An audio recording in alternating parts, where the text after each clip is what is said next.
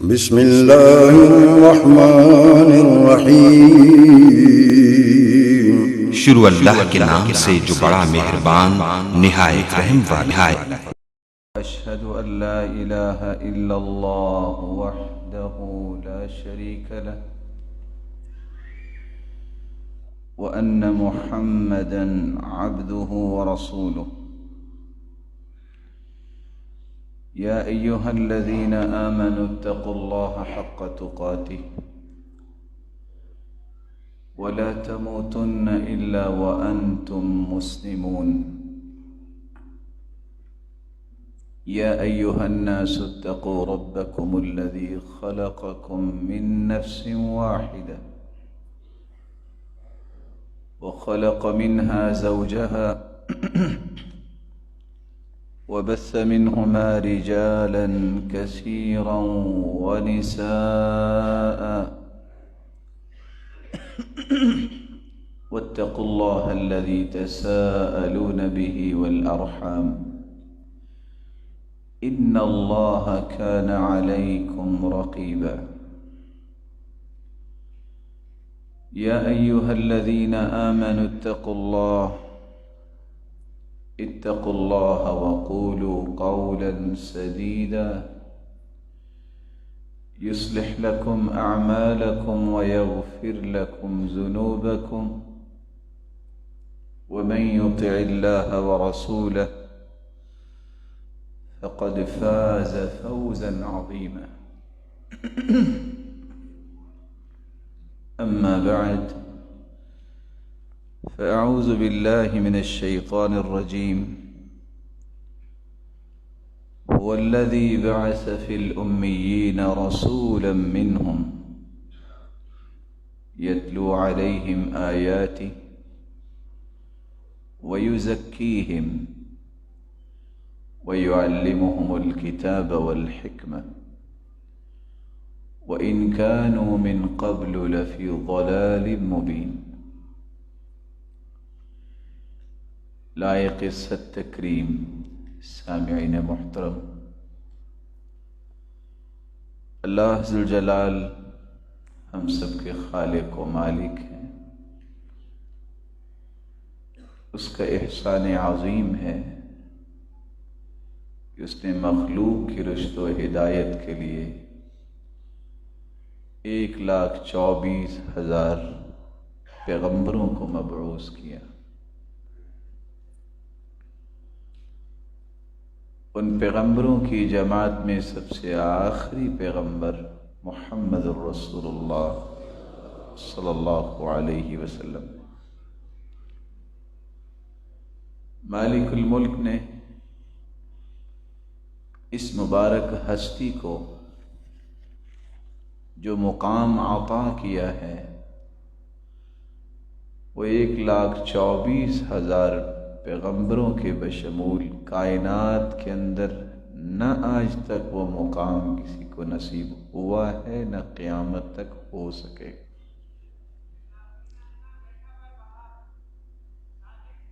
یہ وہ ہستی ہے جس ہستی نے خود فرمایا تھا انا دعوت ابراہیم وآخر من بشر بی عیسی ابن مریم۔ لوگوں میں ابراہیم علیہ السلام کی دعا ہوں اور سب سے آخر میں میرے بارے میں جو خوشخبری سنائی ہے وہ سنائی ہے عیسی بن مریم علیہ السلام۔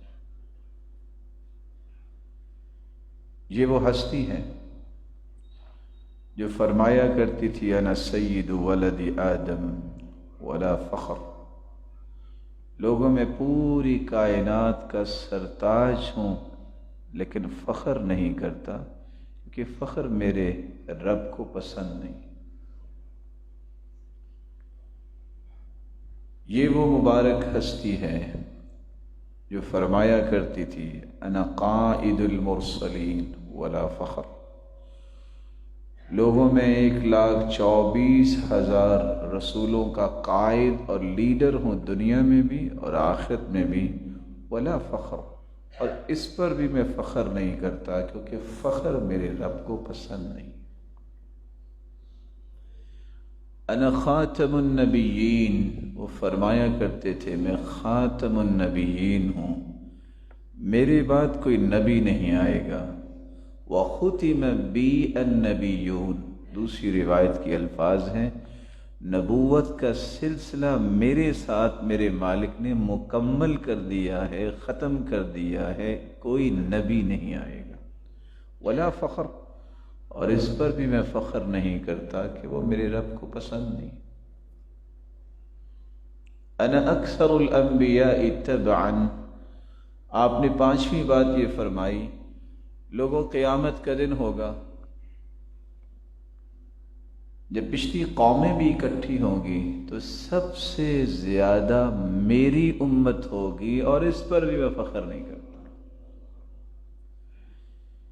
120 صفیں بنیں گی جنہوں نے جنت میں جانا ہے،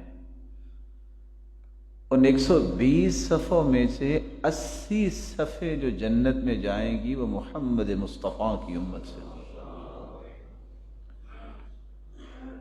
باقی تمام انبیاء کی امتوں میں سے 40 صفیں جنت میں جائیں۔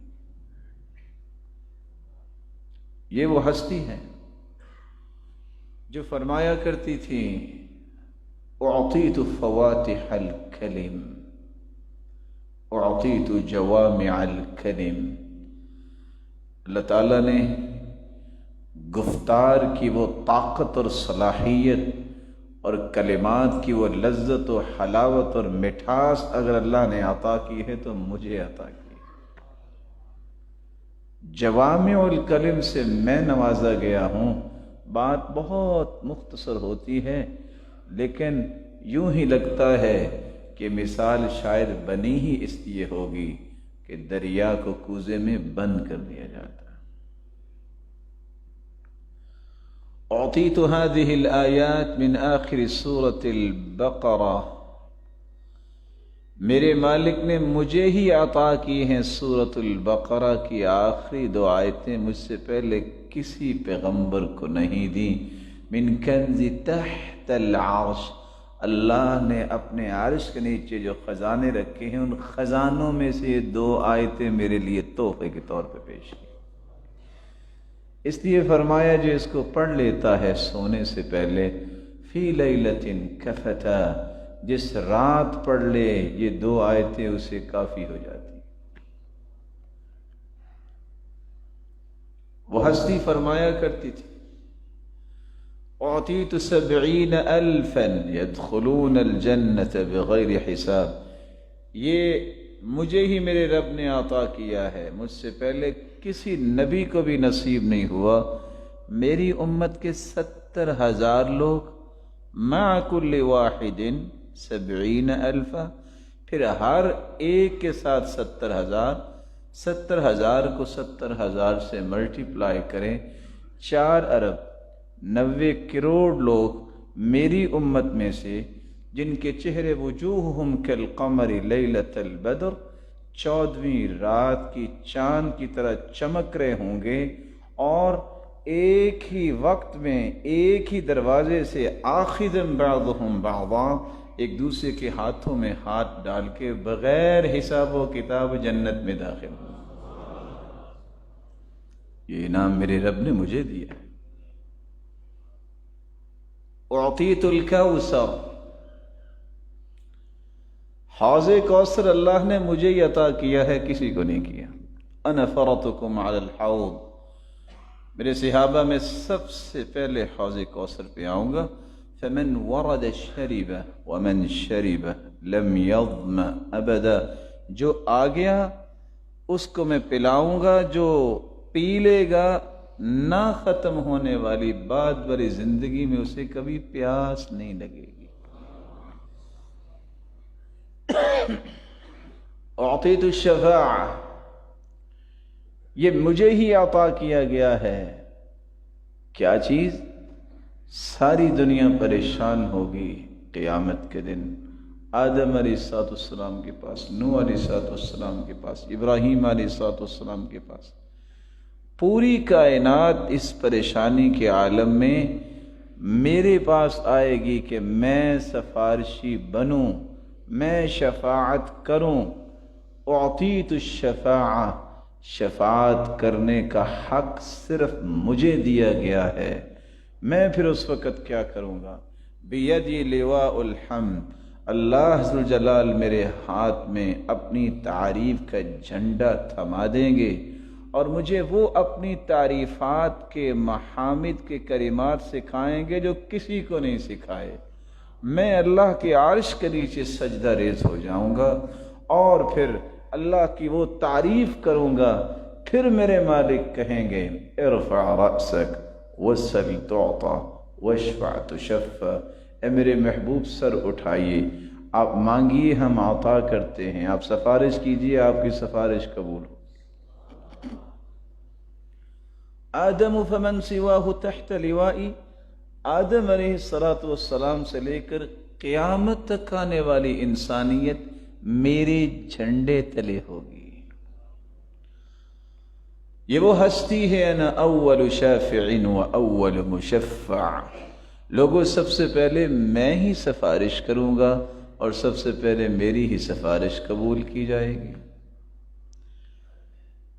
یہ وہ ہستی ہے جو فرمایا کرتی تھی انا اول من یأخذ بحلقۃ باب الجنۃ فاعقرقها، میں ہی سب سے پہلے جا کے جنت کے دروازے کو کھٹکھٹاؤں گا۔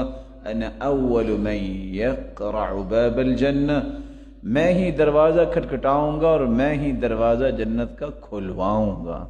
وانا اول من یشفع فی الجنہ، میری سفارش کے بغیر کوئی جنتی بھی جنت میں نہیں جا سکے گا، سب سے پہلے میں ہی سفارش کروں گا، اور اللہ ذو الجلال سب سے پہلے جنت کا دروازہ کھول کے جس کو جنت کا انعام دیں گے وہ محمد مصطفیٰ ہی ہوں گے۔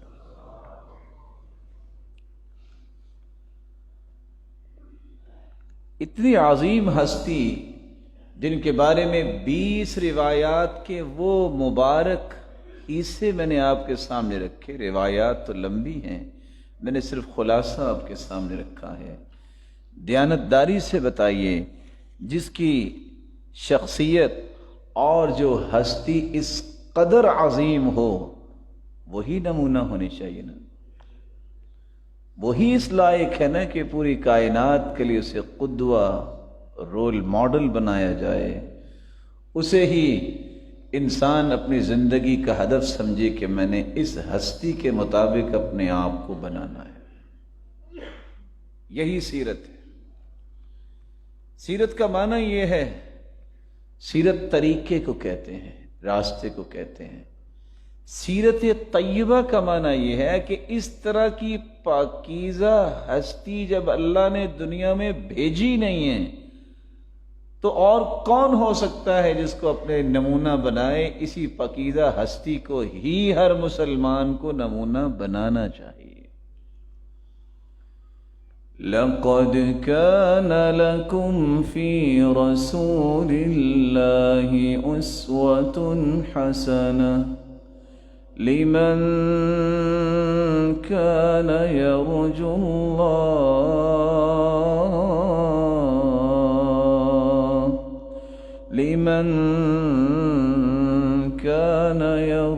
الله واليوم الآخر وذكر الله كثيرا۔ اللہ کے رسول کو اللہ تعالیٰ نے نمونہ بنایا ہے، لیکن نمونہ سمجھتا کون ہے بھلا؟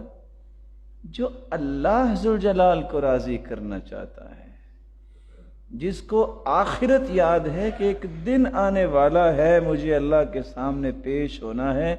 نمونہ وہ لوگ سمجھتے ہیں جس کو اللہ یاد ہی نہیں ہے، جس کو پتہ ہی نہیں ہے کہ قیامت کو کیا ہونے والا ہے، وہ نمونہ کیسے سمجھے گا؟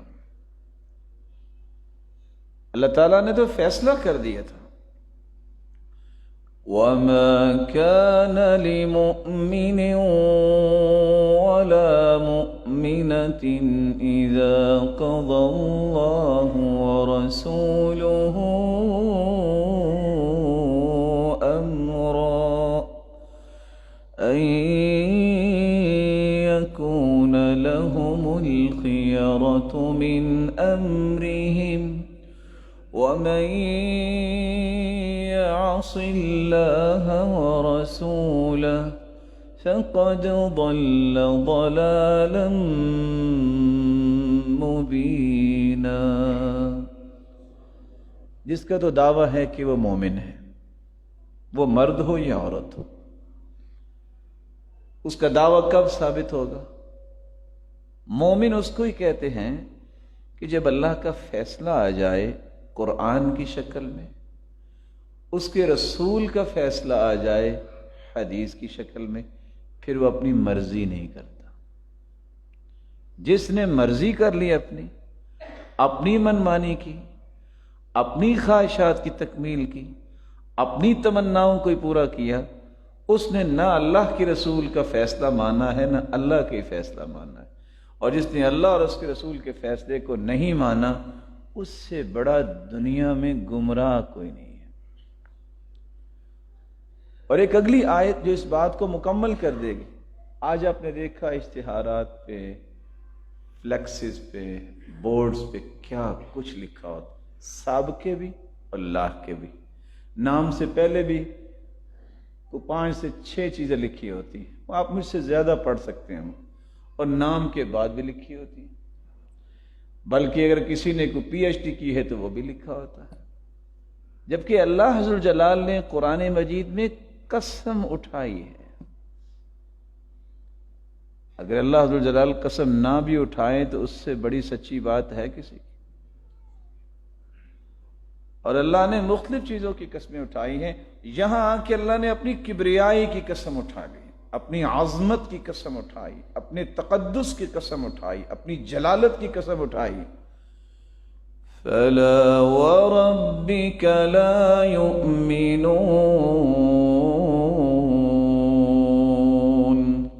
حَتَّى يُحَكِّمُوكَ فِيمَا شَجَرَ بَيْنَهُمْ ثم لا يجدوا في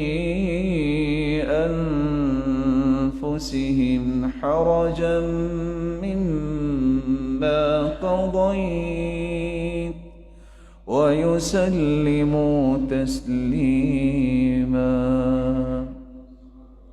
میرے محبوب تیرے رب کی قسم، انداز دیکھیے میرے مالک، میرے محبوب تیرے رب کی قسم، یعنی میرے محبوب مجھے میری کبریائی کی قسم، جب تک تیری بات کو کوئی حتمی بات نہیں مانے گا، مجھے میری جلالت کی قسم، میرے نزدیک وہ مومن نہیں ہوگا.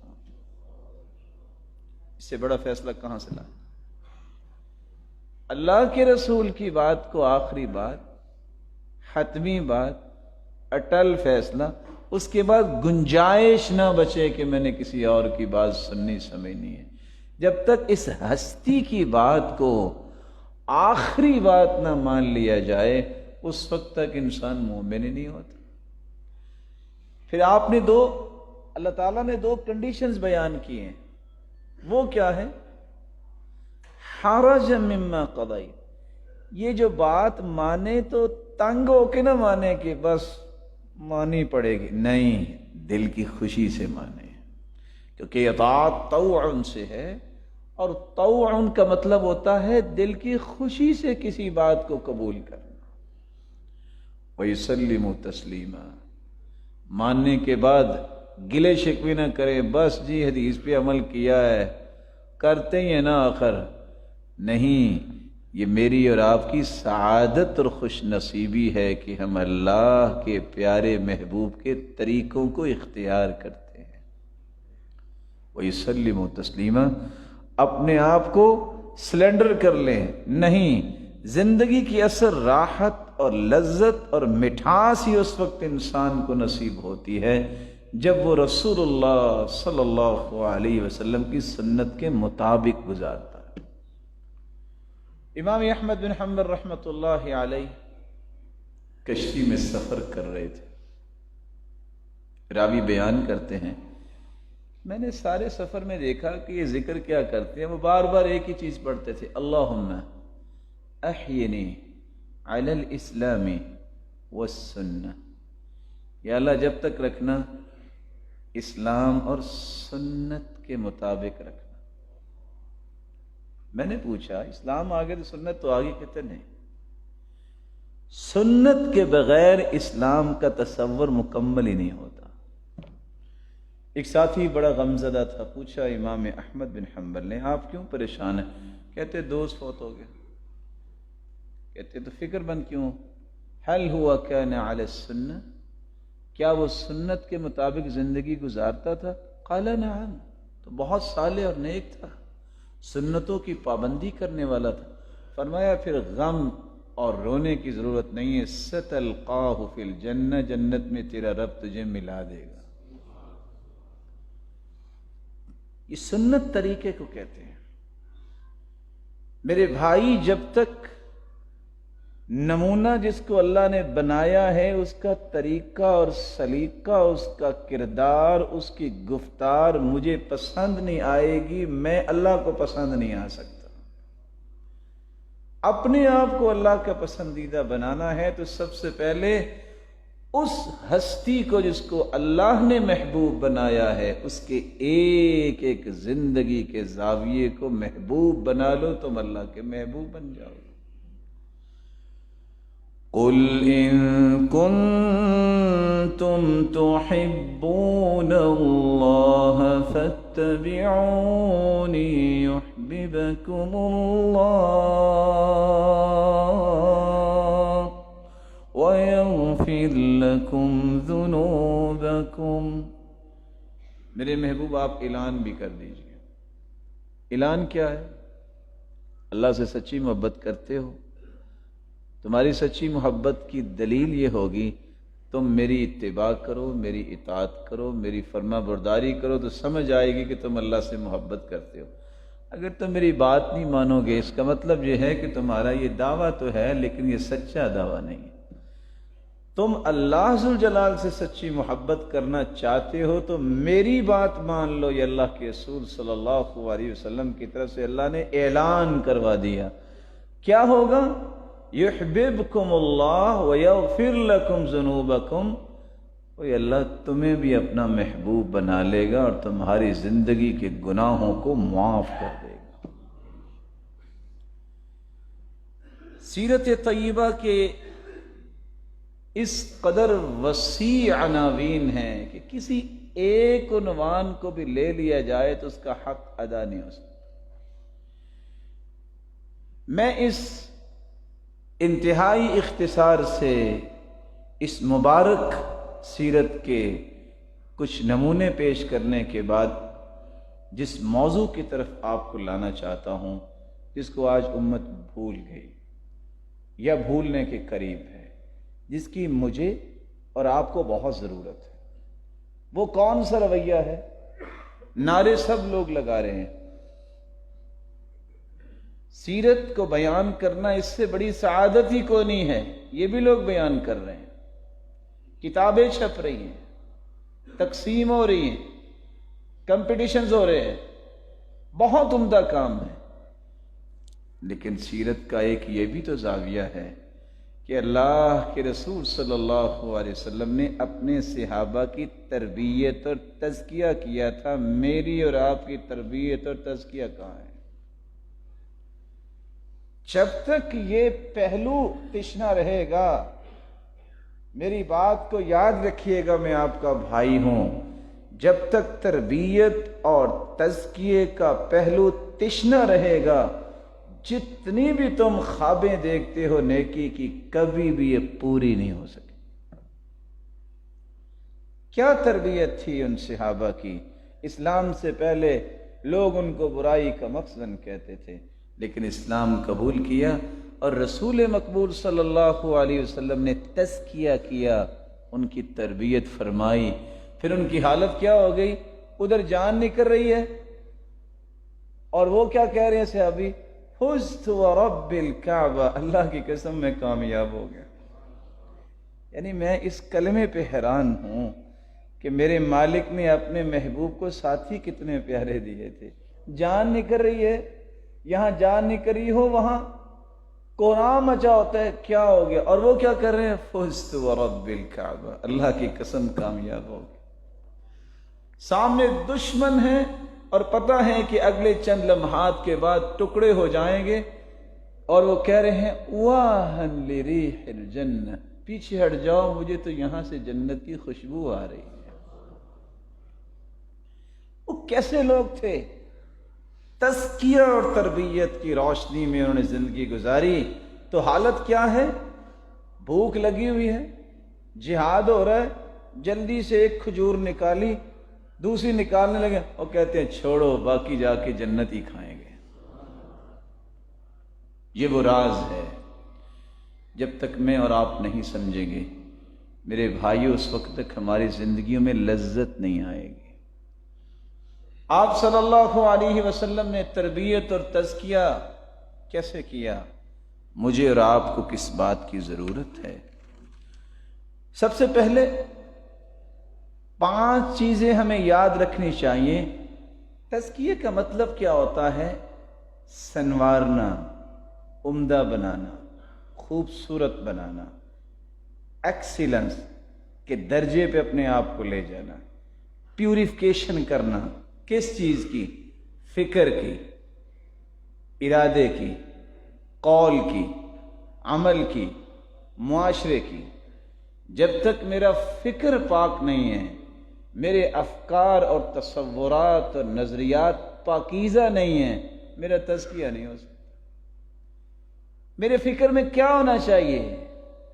انت مقصودی ورضاؤک مطلوبی، میرے مالک، میری زندگی کا ایک ہی مقصد ہے کہ میں نے تجھے راضی کرنا ہے، اس پہ میں اپنے فکر کو اور اپنے عمل کو چلاؤں گا، اس سے بڑی سعادت ہی کوئی نہیں۔ میرے ارادے اور نیتیں، ہر وہ ارادہ، ہر وہ نیت، ہر وہ تخیل، ہر وہ تصور، ہر وہ نظریہ جو شریعت کے مخالف ہے، جو شریعت کے متحارب ہے، جس کے اندر فساد ہے، میں زندگی میں ایسا ارادہ نہیں کروں گا، میں ایسی نیت نہیں بناؤں گا۔ میں صرف وہ ارادہ کروں گا جس سے رب راضی ہو، میں صرف وہ نیت کروں گا جس سے میں اللہ کا محبوب بن جاؤں، میں اللہ کے قریب ہو جاؤں، میں معاشرے کے لیے بہترین انسان بن کے دکھاؤں، میں بڑے کا احترام کرتا نظر آؤں، چھوٹے پہ شفقت کرتا نظر آؤں، خیر خواہی کا نمونہ بنتا رہوں، اللہ کے ذکر اور اللہ کے شکر کو اپنی زندگی کا یہ سلوگن بناؤں، اور مجھے دیکھ کے کم از کم کسی غیر مسلم کو یہ پتہ چلے کہ مسلمان اس کو کہتے ہیں، کسی غیر مسلم کو یہ تمنا پیدا ہو یہ کتنا خوبصورت اسلام ہے، یہ تو مجھے بھی قبول کرنا چاہیے۔ یہ وہ صلاحیت اللہ کے رسول نے صحابہ کرام کے اندر پیدا کی۔ رذائل جتنے تھے، غلط عادات جو تھی وہ ختم کی، اور اوصاف حمیدہ ان میں بھر دیے۔ قرآن اس لیے کہتا ہے یبدل اللہ سیئاتہم حسنات، اللہ ذوالجلال نے ان کے گناہوں کو نیکیاں بنا دیا، بلکہ اس قدر ان کو پاکیزہ بنایا کہ ان کی ہر سوچ نیکی کا روپ دھارنے لگ گئی۔ اور یکفر عنہم سیئاتہم، جہاں ان کے گناہوں کو معاف کیا، وہاں گناہوں کی سوچوں کو بھی ان سے دور کر دیا۔ اللہ یہ تربیت میری اور آپ کی بھی فرمائے۔ تربیت اور تزکیے کا معنی یہ ہے جہاں میرا فکر پاک ہونا چاہیے، جہاں میرا دل پاک ہونا چاہیے، وہاں میرے اقوال، میری باتیں بھی ہر قسم کی لچر گفتگو سے پاک ہونی چاہیے، گالی، لعنت اور غیبت اور چغلی سے، بہتان سے پاک ہونی چاہیے۔ وہاں میرے اعمال بھی پاکیزہ ہونے چاہیے، سنت کے مطابق ہونے چاہیے، اس کے اندر کوئی آمیزش نہ ہو۔ کسی بھی کام کو میں اختیار کروں تو میں ببانگ دہل کہہ سکوں یہ کام میں اس لیے کر رہا ہوں کہ محمد مصطفیٰ نے کیا ہے، یہ میں بات اس لیے کر رہا ہوں کہ میرے اور آپ کے قدوہ اور رول ماڈل نے اپنی زبان اطہر سے یہ نکالا تھا۔ جب یہ ہدف ہوگا تو پھر میرے بھائی، اللہ کی قسم آپ سے بڑھ کے کوئی زندگی کی لذتوں کو حاصل کرنے والا کوئی نہیں ہوگا۔ اپنی زندگی کا مراجعہ کیجیے، اور میں آپ سے ادباً گزارش کروں گا، ایک دن ضرور نکالیے اٹھنے سے لے کر سونے تک اپنی روح داد لکھیے، نمبر وائز۔ ہو سکتا ہے کوئی 150 کام آپ نے کیے، آپ اٹھ کے گئے، کسی سے بات کی، کیا بات کی، اور ایک دن نکال کے اس پوری گفتگو کو خود پڑھنا۔ یہ میں نے کہا تھا، صحیح کہا تھا؟ یہ میں نے کیا تھا، اس کی کوئی دلیل ہے؟ یہ میں نے سنا تھا، یہ سننا مجھے چاہیے تھا؟ یہ میں نے مذاق کیا تھا، یہ حق بنتا تھا؟ ایک دن زندگی میں آپ نکال لیں، آپ کو ستارے نظر آ جائیں گے کہ آپ کہاں کھڑے ہیں۔ اور تربیت ہوتی اس طرح ہے، میں اگر آپ کا محاسبہ کروں، آپ میرا کریں تو لڑائیاں ہوتی ہیں۔ محاسبہ وہی ہے جو میں اپنے دل کی کھڑکیوں میں چھپ کے اپنے دل کو جھانکوں کہ اس میں کیا کیا چھپا ہے۔ اللہ ذوالجلال نے جو صلاحیت ایمان کی دی ہے، جب وہ مضبوط ہوتا ہے تو پھر لوگوں کی برائیاں نظر ہی نہیں آتی، بندہ سمجھتا ہے کہ سب سے برا میں ہی۔ طوبیٰ لمن شغلہ عیوبہ عن عیوب الآخرین، خوش نصیب وہ ہے کہ لوگوں کی برائیاں نہیں کرتا، وہ اپنے گناہوں کی اصلاح کرتا رہتا ہے۔ خوش نصیب وہ نہیں ہے جو تانے دیتا رہے، جو غیبتیں کرتا رہے، جو لانتا نہیں کرتا رہے، جو بہتان باندھتا رہے، کبھی اس کے کیڑے نکال، کبھی اس کو کہے، کبھی اس کو کہے۔ اگر اتنی صلاحیت اصلاح پہ لگ جائے تو معاشرے میں کتنی اصلاح ہو جائے۔ ہم کیوں اس زاویے کو زیادہ مضبوط کرتے ہیں؟ پازیٹیو تھنکنگ انسان کی اللہ تعالیٰ نے دائیں طرف رکھی ہے، نیگیٹو تھنکنگ بائیں طرف ہے۔ جس بندے نے بائیں چیز کو ہی چلایا، مشینری ہے، اس کے 2 بٹن ہیں، آپ نے 6 سال تک ایک بٹن کو پش ہی نہیں کیا، جیم ہوگا کہ نہیں ہوگا؟ آپ نے کبھی پازیٹیو تھنکنگ کی طرف گیا ہی نہیں ہے کہ نہیں، کبھی کہنا بھی چاہیے مجھ سے اچھا ہے، وہ مجھ سے زیادہ پڑھا لکھا ہے، مجھ سے زیادہ نیک ہے، شاید مجھ سے زیادہ وہ کام کر رہا ہے۔ یہ وہ راز تھا جو صحابہ کو سمجھایا۔ تقوی کی تعریف یہ تو کرتے ہیں لوگ گناہ سے بچنا، یہ تو کرتے ہیں لوگ چھوٹے بڑے گناہ سے بچنا، یہ تو تقوی کی تعریف کرتے ہیں اللہ سے ڈرنا، یہ تو تقوی کی تعریف ہے قرآن پہ عمل کرنا، یہ تو تعریف ہے کہ جتنا ملے اس پہ قناعت کرنا، یہ بھی تعریف ہے تقوی کی کہ آخرت کی تیاری کرنا۔ ایک تعریف امام بغوی نے بھی پیش کی ہے، ذرا اکیلے بیٹھ کے اس کو بھی چیک کیجئے گا۔ تقوی اصل یہ ہے، جب تک میں اور آپ دوسروں کو اپنے سے اچھا نہیں سمجھتے، ہم تقوی کی اس بلندی تک پہنچ ہی نہیں سکتے۔ کون ہے عبد الرحمن بن عوف؟ عالمی منڈی میں صف اول کے تاجر۔ کون ہیں؟ 10 مبشرہ میں سے جن کو جنت کی بشارت مل چکی، لیکن ان کے سامنے سعد رضی اللہ تعالیٰ عنہ کی بیٹی آتی ہے، وہ رونے لگ جاتی، کہتے ہیں یہ اس شخصیت کی بیٹی ہے، ہوا خیر منی، جو مجھ سے اچھا تھا۔ ہماری ساری زندگی جو ہے وہ ذبح ہو جاتی ہے یہ ثابت کرتے کرتے میں اچھا ہوں، میں اچھا ہوں، وہ اچھا نہیں ہے۔ صحابہ کی ساری زندگی یہ لگی کہ ہم نے خود بھی اچھے بننا ہے، دوسروں کو بھی بنانا ہے۔ ہماری زندگی کی اہداف ہی مختلف ہیں، ہماری چاہتے اور نیتیں یہ ہیں میرا نام ہو، میرا نام ہو۔ اور صحابہ اور تابعین کی یہ چاہت ہوتی تھی ہمارا نام نہ آئے، کام ہو جائے۔ ہماری ساری صلاحیتیں اس بات پہ لگتی ہیں کہ فلاں کو میں نے قریب نہیں آنے دینا۔ صحابہ کی یہ خواہش ہوتی تھی میری جان جاتی ہے تو جائے پہلے اس کو پانی پلا دو، پہلے اس کا خیال کرو، نہیں پہلے اس کی خیر خواہی ہونی چاہیے۔ جب اہداف مختلف ہوتے ہیں تو نتائج بھی تو مختلف ہی ہوں گے۔ اللہ ذوالجلال میری اور آپ کی تربیت فرمائے۔ اس تربیت کے لیے کچھ اصول اور ضابطے ہیں، میں کچھ 4 سے 5 اصول ہی آپ کے سامنے رکھ سکوں گا۔ پہلا اصول یہ ہے، جس کے پاس صحیح علم نہیں ہے اس کی تربیت نہیں ہو سکتی۔ بینگ اے مسلم، اللہ کے رسول صلی اللہ علیہ وسلم نے ہمیں ایک دعا سکھائی ہے، صبح کی نماز پڑھیں اور نماز پڑھنے کے بعد اذکار کریں اور ایک دعا کریں۔ مجھے امید ہے کہ آج آپ نے وہ دعا کی بھی ہوگی۔ اللہم انی اسألک علما نافعا ورزقا طیبا وعملا متقبلا. یہ دعا زندگی اور آخرت دونوں کو جمع کرنے والی ہے.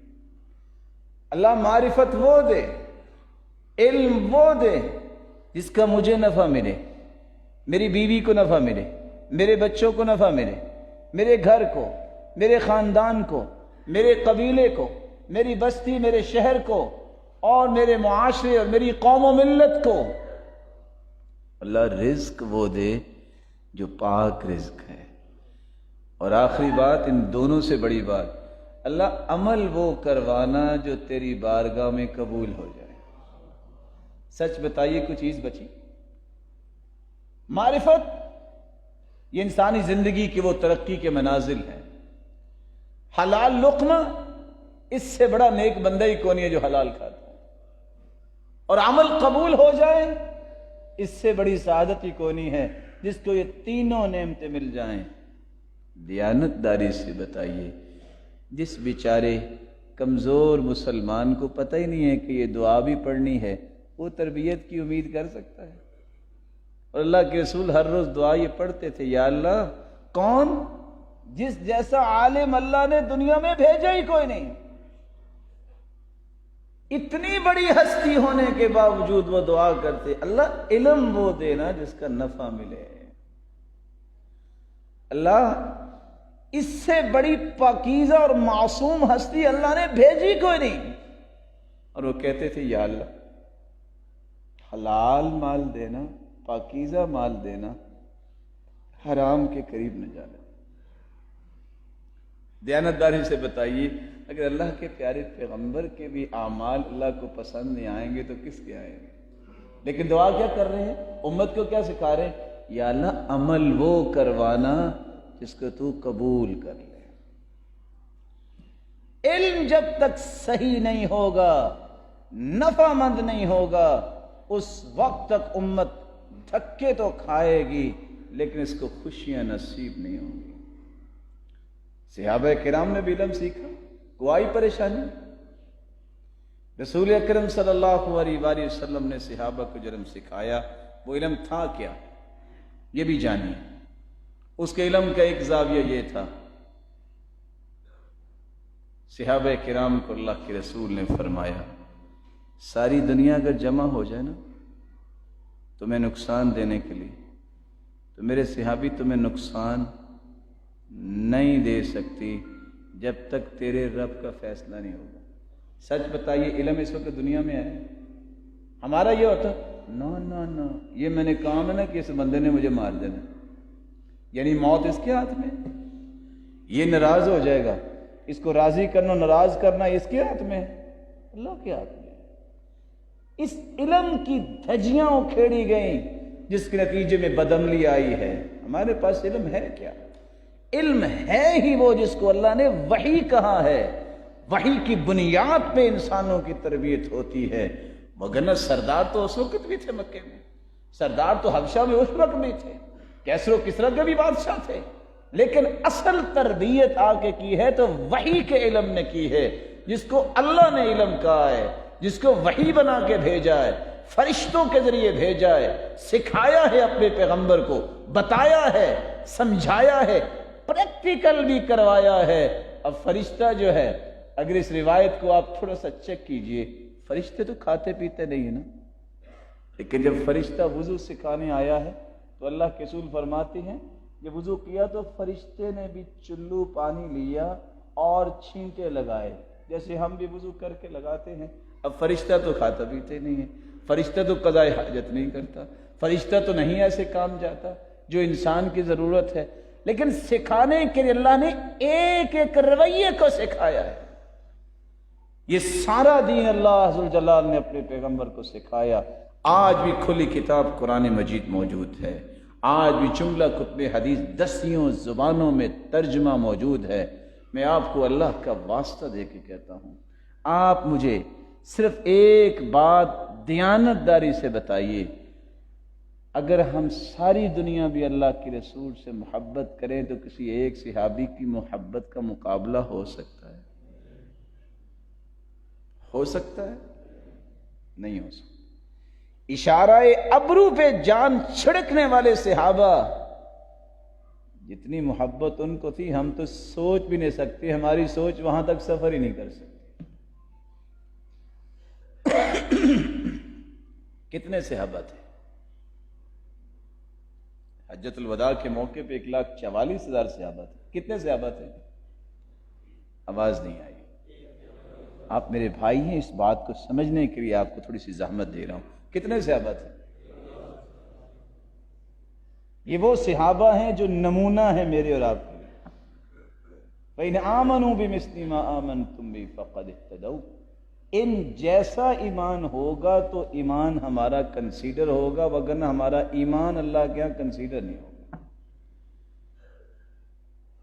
عامر بن طفیل 110 کو فوت ہوئے ہیں، 100 سال بعد اللہ کے رسول صلی اللہ علیہ وسلم کے آخری صحابی فوت ہوئے۔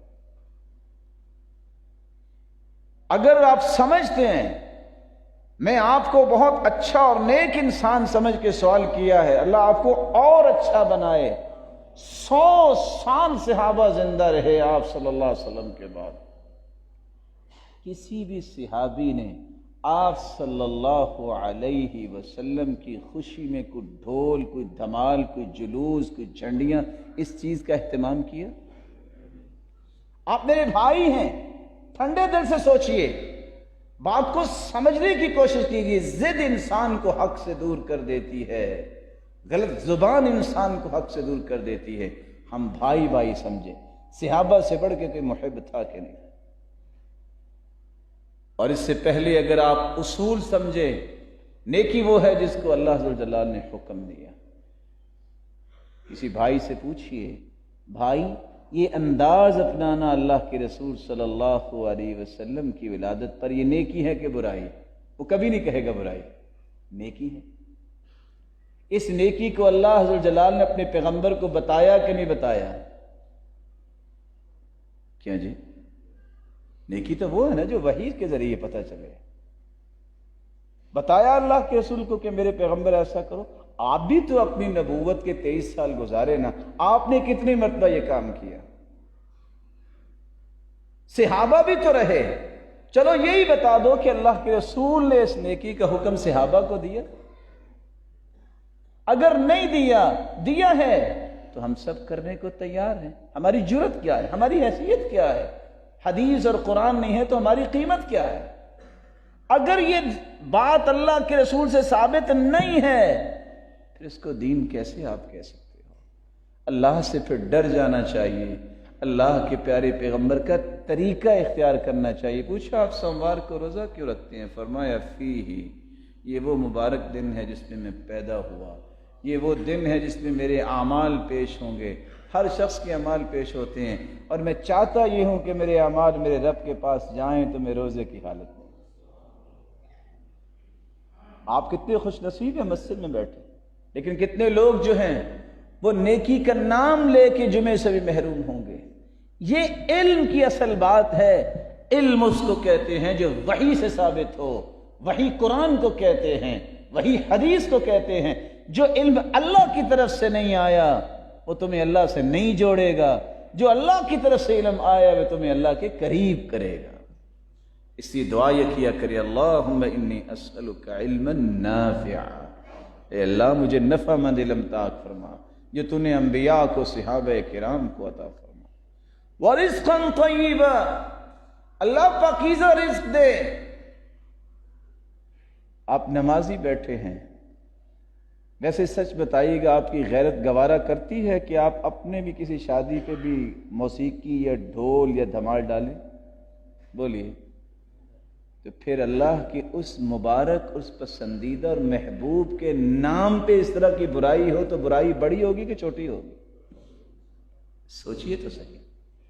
جس پیارے پیغمبر نے فرمایا تھا میں تو کوبہ یہ ڈھول توڑنے آیا ہوں، جس پیغمبر نے فرمایا تھا کہ جس قوم کے اندر فحاشی اور یانی آ جائے، جس پیغمبر نے فرمایا تھا مغنیات گانے والی آ جائیں اور اس طرح کی چیزیں آ جائیں، وقت ایسا آئے گا یجعلہم اللہ قردۃ وخنازیر، اللہ کسی کو بندر بنا دیں گے، کسی کو خنزیر بنا دیں گے۔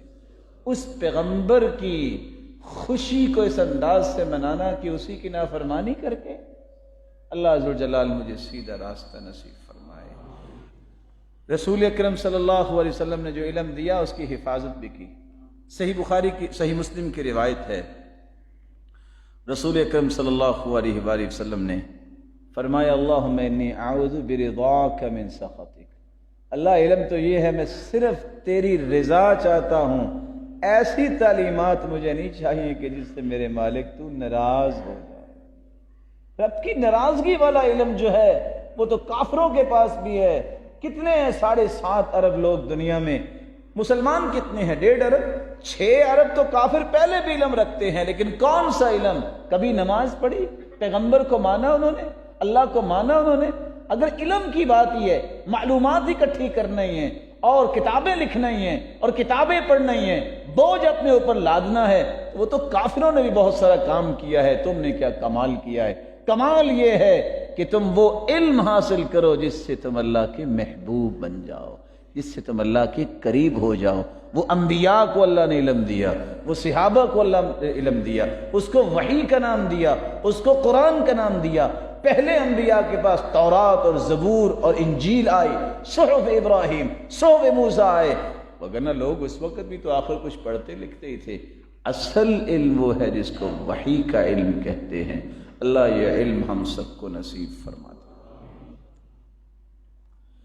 رسول اکرم صلی اللہ علیہ وآلہ وسلم نے ایک اور بات بھی سمجھائی، علم وحی کا وہی ہوتا ہے جو مستند ہو، وحی میں لکھا ہوا نظر آئے۔ اب صحیح بخاری کی روایت اب تھوڑا سا اندازہ کیجئے گا، رسول اکرم صلی اللہ علیہ وآلہ وسلم نے صحابی کو دعا سکھائی، 247 صحیح بخاری کی روایت، آپ بھی پڑھتے ہوں گے، اللہم اسلمت وجہی الیک وفوضت امری الیک والجأت ظہری الیک لا ملجا ولا منجا منک الا الیک آمنت بکتابک الذی انزلت، اور سکھایا کیا؟ وبنبیک الذی ارسلت۔ صحابی دعا پڑھ رہے ہیں، ساری دعا صحیح پڑھی ہے، فرمایا وبرسولک الذی ارسلت۔ نبی اور رسول میں کیا فرق ہے؟ بعض لوگ کہتے ہیں کوئی فرق نہیں، بعض کہتے ہیں نبی اس کو کہتے ہیں جو نئی شریعت لے کے آئے، رسول اس کو کہتے ہیں جو پرانی شریعت کو لے کے چلے، اور بعض نے کہا دونوں کا معنی ایک ہے۔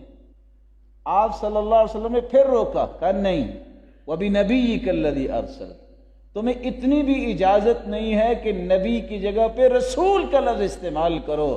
جب اتنی اجازت اللہ کے رسول نے نہیں دی تو اس میں اضافے کرنے کی اجازت مجھے اور آپ کو کون دے گا؟ صحابی نے صرف قرآن پڑھا ہے، قرآن ہی پڑھا ہے، انما الصدقات للفقراء والمساکین، سلسلہ صحیحہ کی روایت ہے 2237۔ اللہ کے رسول کے صحابی جنہوں نے صحیح علم سیکھا تھا کہتے رک جاؤ، ما هكذا اقرأنیہ النبی صلی اللہ علیہ وسلم، یہ قرآن اس طرح میرے محبوب نے مجھے نہیں پڑھایا۔ اچھا کیسے پڑھایا ہے؟ پھر بھی قرآن ہی پڑھا ہے، اسی آیت کو پڑھا ہے، انما الصدقات للفقراء والمساکین۔ جو صحابہ اتنی مد کی کمی برداشت نہیں کرتے تھے، آج وہ منہج کہاں چلا گیا ہے؟ کیا کچھ نہیں ہو رہا اور کسی کو پرواہ کوئی نہیں۔ اللہ مجھے وہ علم عطا فرما جو نفع مند علم ہے، اللہ مجھ سے وہ کام کروا جس سے تو راضی ہو جا۔ رسول اکرم صلی اللہ علیہ وآلہ وسلم نے تربیت کی علم کے بعد، آپ صلی اللہ علیہ وسلم نے دوسرا کام یہ سکھایا کہ آپ اپنی گفتگو اور اپنے اعمال کے زاویے درست کرواتے۔ صحابہ کرام کے گفتگو اور صحابہ کرام کے اعمال کے زاویے درست کرتے۔ آپ کی گفتگو کیسے ہوتی تھی؟ آج طرح طرح کی گالیاں اور طعنے دین سمجھنے والے بھی دے بیٹھتے ہیں۔ مجھے بتائیے رسول اکرم صلی اللہ علیہ وسلم نے اتنی زندگی گزری، کافر اس وقت طاقتور تھے لیکن طاقت کو خاک میں اللہ نے مٹا دیا، لیکن کسی کافر نے ایک بھی آبجیکشن محمد مصطفیٰ پہ لگایا؟ بتائیے، ایک بھی کافر بھی بول کے کہتا تھا یہ جو باتیں تم بتا رہے ہو نا، یہ کسی پیغمبر کی ہو سکتی ہیں، اس پاکیزہ ہستی کی ہو سکتی ہیں، عام بندے کی باتیں نہیں ہیں۔ میری کلام میں جب تک لعنت ختم نہیں ہوگی، میں جب گالی دینا نہیں چھوڑوں گا، میں کسی مسلمان کا دل توڑنا نہیں چھوڑوں گا، میں جب تک کسی کو برا کہنا نہیں چھوڑوں گا، یہ ساری صلاحیتیں میں کسی کو برا ثابت کرنے پہ جو لگاتا ہوں، اگر یہی صلاحیت اس کی اصلاح کے لیے، اس کے لیے دعائیں کرنے کے لیے میں لگاؤں تو پورا معاشرہ خوبصورت بن جائے۔ آپ کلام کرتے لو عدہ العاد لأحصاہ، اگر کوئی الفاظ گننا چاہتا تو گن سکتا کہ پیغمبر نے کتنے الفاظ بولے۔ آپ کی کلام مبارک کا طریقہ کیا تھا کہ جو بھی ایک مرتبہ سن لیتا سمجھ لیتا کہ آپ نے کیا فرمایا ہے۔ آپ صلی اللہ علیہ وآلہ وسلم کا طریقہ استقبال کیا تھا؟ آپ مصافحہ کرتے ایک ہاتھ سے اور اس وقت تک نہ چھوڑتے جب تک دوسرا نہ چھڑا لیتا۔ آپ صلی اللہ علیہ وسلم کو بیٹھا ہے، کبھی کسی بیٹھنے والے کی طرف اپنی ٹانگیں مبارک لمبی نہیں کیا کرتے تھے، یہ بھی ادب سکھایا۔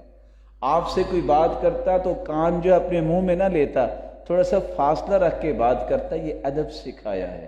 آپ صلی اللہ علیہ وسلم اگر کسی سے معانقہ کرتے، کوئی سفر سے آیا ہے تو گردن سے گردن لگاتے ہیں، جو اس وقت انداز ہے معانقے کا، یہ مصادرہ ہوتا ہے، سینے کے ساتھ سینہ لگانا، مباطنہ ہوتا ہے پیٹ کے ساتھ پیٹ لگانا، معانقہ عنق سے ہے گردن سے گردن لگانا۔ آپ صلی اللہ علیہ وآلہ وسلم اس وقت تک سوتے نہیں تھے کہ سیدہ عائشہ مسواک تیار کر کے رکھ نہیں دیتی تھی۔ آپ گھر میں داخل ہوتے مسواک کرتے، آپ تہجد کے لیے اٹھتے سب سے پہلے مسواک کرتے، آپ جب بھی کسی بچے کو دیکھتے اس کو پیار دیتے، برکت کی دعا کرتے، اس کو جھولی میں بٹھا لیتے، اور آپ گزرتے گزرتے بچوں کو بھی سلام کیا کرتے، کوئی تکبر، گھمنڈ اور غرور قریب نہ آنے دیتے کسی کے۔ رسول اکرم صلی اللہ علیہ وآلہ وسلم جب چلتے تو کبھی دائیں بائیں نہ دیکھتے، بلکہ سموتھلی چلتے اور یوں اپنی مبارک نظروں کو جھکا کے چلتے جیسے کہ بلند جگہ سے نیچے اتر رہا ہے۔ آپ صلی اللہ علیہ وسلم کے صحابہ نے سوال کیا، اللہ کے رسول آپ نے کیا اشارہ کیا تھا؟ فرمایا جب میں نے دیکھا تھا کہ مشرک ایسا ہے تو میرا جی چاہتا تھا کوئی اٹھتا اور اس کو قتل کر دیتا۔ تو صحابہ نے کہا آپ اشارہ کر دیتے آنکھ سے؟ فرمایا نہیں، انبیاء کی شان آنکھوں سے اشارہ کرنا نہیں ہے، اللہ اس بات کو پسند نہیں کرتے کہ خیانت والی آنکھ ہو۔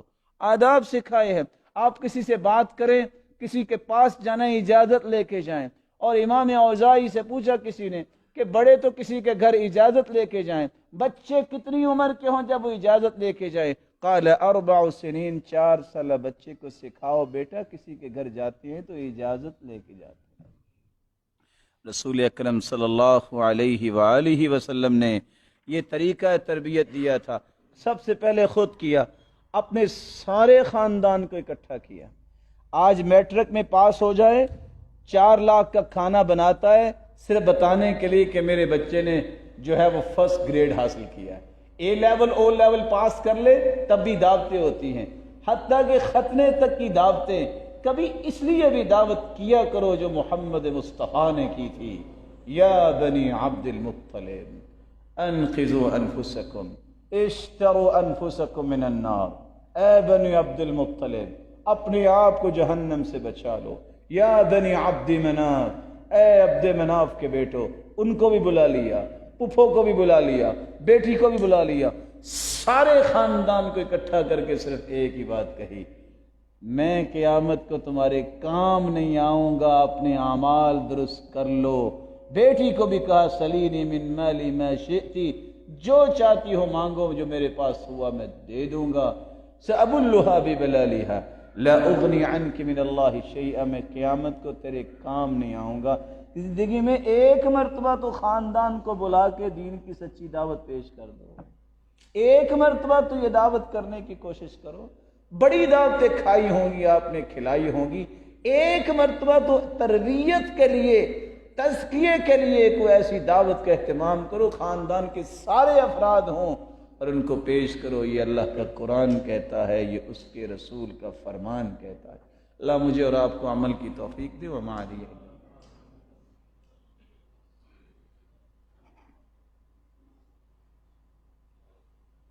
الحمد للہ علی احسانہ والشکر لہ علی توفیقہ وامتنانہ، اما بعد۔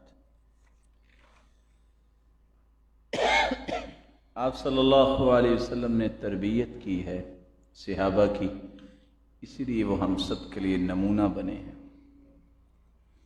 تربیت کا آخری ایک چھوٹا سا مرحلہ جس سے ہم سب پیچھے رہ جاتے ہیں تو پریشانی ہوتی ہے۔ عبادت وہ ہے جو اللہ کے رسول نے کی ہے، جس کو اللہ کے رسول نے اختیار نہیں کیا وہ عبادت نہیں ہو سکتی۔ آپ کے علم میں ہے، آپ چونکہ بہت محترم ہیں، آپ کتنی عیدیں پڑھتے ہیں؟ کون کون سی؟ قرآن مجید چھپا ہوا ہے، احادیث بھی چھپی ہوئی ہے نا۔ کیا کسی مسلمان کو اس بات کی ضرورت ہے کہ وہ اپنے پاس سے کسی چیز کا اضافہ کر لے؟ دیکھیں، ہم بھائی بھائی مشورہ کر رہے ہیں۔ حدیث کے الفاظ ہیں، قیامت کے نزدیک لوگ فجر کی 2 رکعتوں کی بجائے 4 پڑھنے لگ جائیں۔ اللہ کے رسول نے کتنی پڑھی؟ جو 4 پڑھے گا تو نماز ہی نا، پھر ٹھیک ہوا نا وہ؟ کیوں؟ نماز ہے، اللہ کا نام لیا ہے، سجدے کیے ہیں۔ من عمل عملا لیس علیہ امرنا فہو رد، ہر وہ عمل جو اللہ کے پیارے پیغمبر نے نہیں کیا وہ مردود ہوگا، وہ کبھی بھی آپ کو کامیاب نہیں کروائے۔ عیدان عند اولی النہى لا ثالث لہما لمن یبغی السلامة فی غدی، الفطر والاضحى وکل زیادۃ فیہما خروج عن سبیل محمدی۔ مسلمانوں کی 2 عیدیں ہیں جس کو عید الفطر اور عید الاضحیٰ کہتے ہیں۔ جو اس پہ زیادتی کرتا ہے، وہ اللہ کے رسول کے دین میں اضافہ کرتا ہے، وہ اس منہج سے اپنے آپ کو دور کر دے گا۔ یاد رکھیے گا آج کے خطبے کا پیغام، سنت کے مطابق وہ عمل ہوتا ہے جس میں چند شرائط ہوتی ہیں۔ وہ عمل جو اللہ کے رسول صلی اللہ علیہ وسلم نے کیا ہے وہ ہمارے لیے سنت ہوگی، اور اس کا سبب بھی بیان کیا۔ کیونکہ جب انسان پیدا ہوتا ہے کو پتہ ہوتا ہے کہ بڑا ہو کے کیا کرے گا؟ بولیں۔ لیکن جب وہ بڑا بن جائے تو اس دن خوشی مناتے ہیں نا۔ آپ کو بعثت، آپ کو سرتاج رسل اللہ نے بنایا، آپ صلی اللہ علیہ وسلم نے اس نبوت کا بھی خوشی منائی اس انداز، روزہ رکھ اللہ کے اور قریب ہوئے۔ یہ نعمت ہے، جس ہستی نے نعمت دی ہے اس کا شکر ادا کرنے کا طریقہ یہ ہے کہ اس کے سامنے ہی گرا جائے۔ کان اذا اتاہ امر یسر به خر ساجدا للہ، جب بھی اللہ کے رسول کو خوشی ملتی ہے آپ سجدے میں چلے جاتے۔ یہ انداز ہے۔ سبب معلوم ہونا چاہیے کہ میں یہ کام کیوں کر رہا ہوں۔ اللہ کے رسول نے گھر سے نکلتے وقت 2 رکعتیں پڑھی ہیں۔ آپ صلی اللہ علیہ وسلم جب سفر سے آتے تو 2 رکعتیں پڑھ کے گھر میں داخل ہوتے۔ یہ تو ہوگی سنت۔ ایک بندہ نیک بننا چاہتا ہے، کہے کہ میرے گھر میں تو جو ہے وہ 3 منزلیں ہیں اور 6 کمرے ہیں، میں ہر کمرے میں 2 رکعتیں پڑھوں گا۔ ویسے تو نوافل اس سے بھی زیادہ پڑھ سکتا ہے، لیکن کہے یہ سنت ہے، یہ سنت ثابت ہوگی؟ سنت وہ ہے جس کا سبب معلوم ہوتا ہے۔ اللہ کے رسول کو فتح ملی ہے بدر کے اندر، آپ نے سال کے بعد اس کا جشن منایا۔ 23 سال آپ زندہ رہے، 1,44,000 صحابہ حجۃ الوداع کے موقع پر تھے۔ میرے بھائی، وہ صحابہ جو ایک اشارے پہ جان چھڑکنے کے لیے ہر وقت تیار بیٹھے ہوتے تھے، انہوں نے یہ انداز اختیار نہیں کیا۔ سنت وہ ہوتی ہے جس کی جنس مقرر ہوتی ہے۔ جنس کیا ہے؟ کہتے ہیں کہ ہرن کا گوشت بڑا ہی مزیدار ہوتا ہے جی، جس نے کھایا ہوگا وہی بتائے گا نا۔ کیا اس کو قربانی پہ کر سکتے ہیں آپ؟ بولے کیوں نہیں کر سکتے؟ اس لیے کہ یہ بہیمت الانعام سے نہیں، یہ پالتو جانوروں میں سے نہیں، مگر بہت مزیدار ہے۔ جنس کا تعین کر دیا ہے، وہی جانور قربانی پہ لگیں گے، دوسرے نہیں لگیں گے۔ جنس ہے عید پڑھنا، عید کی خوشی منانا، اس دن روزہ رکھنا حرام ہے عید الفطر میں اور عید الاضحیٰ میں۔ جنس کا تعین ہے، اسلام نے کتنی عیدوں کی جنس مقرر کی ہے؟ بولیے، کہاں سے تیسری آئے گی؟ سنت وہ عمل ہوتا ہے جہاں جنس کے ساتھ ساتھ مقدار بھی معین ہے۔ آپ نے ہاتھ دھونے ہیں تو 3 مرتبہ، اگر کوئی 6 مرتبہ ہاتھ وضو میں دھو لے صفائی ہے نا، گناہ تو نہیں ہے نا۔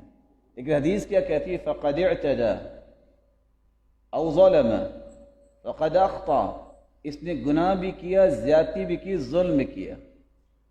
مقدار متعین ہے۔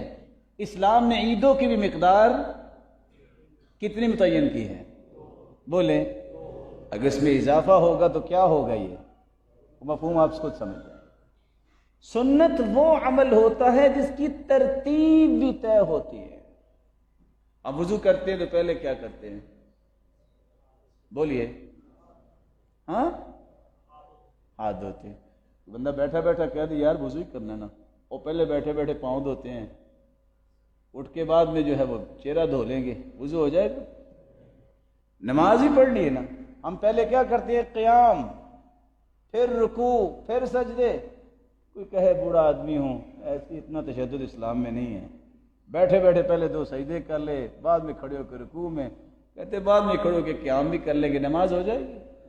میرے پیارے بھائیوں، محمد مصطفیٰ نے اس کی ترتیب بھی اس امت کو سکھا دی ہے، طے کر دی ہے۔ کس دن روزہ رکھنا ہے، کس دن عید منانی ہے۔ ایک عید وہ ہوگی جس سے پہلے 29 یا 30 دن روزے رکھنے پڑیں گے، ترتیب ہے۔ اور دوسری عید وہ ہوگی جس کے بعد جس دن تمہیں قربانی کرنی ہے۔ یہ نئی ترتیب کہاں سے آئے گی؟ سنت وہ عمل ہوتا ہے جہاں جنس بھی متعین ہوتی ہے، تعداد بھی متعین ہوتی ہے، مقدار بھی متعین ہوتی ہے، ترتیب بھی، وہاں وقت بھی متعین ہوتا ہے۔ حج کب کرتے ہیں ہم؟ بولیے، ذوالحجہ میں۔ کوئی بندہ کہے نا نا نا توبہ، بڑی گرمی، میں آرام سے سفر میں جاؤں گا، مینا بھی خالی ہوگا، عرفات بھی خالی ہوگی، سکون سے سارا دن بیٹھ کے دعائیں کروں گا، ہو جائے گا؟ آج انہی دنوں میں ہو سکتا ہے، کسی اور دن میں حج نہیں ہو سکتا۔ دن متعین ہے، جگہ بھی متعین ہے۔ یہاں آپ 7 کی بجائے 700 چکر لگا لے، طواف نہیں ہوگا۔ اس لیے اسلام نے بھی وقت کا تعین کیا ہے۔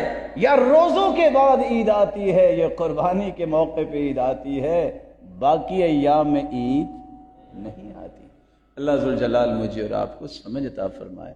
اور سچی بات یہ، آپ کو تو شاید غصہ آتا ہوگا، ہمیں تو ترس آتا ہے۔ سچی بات یہ ہے، غصہ نہیں آتا کہ اللہ ان کو صحیح علم عطا فرما دی۔ محبت ہے اللہ کے رسول کی، لیکن اس کا رخ کسی نے غلط دے دیا۔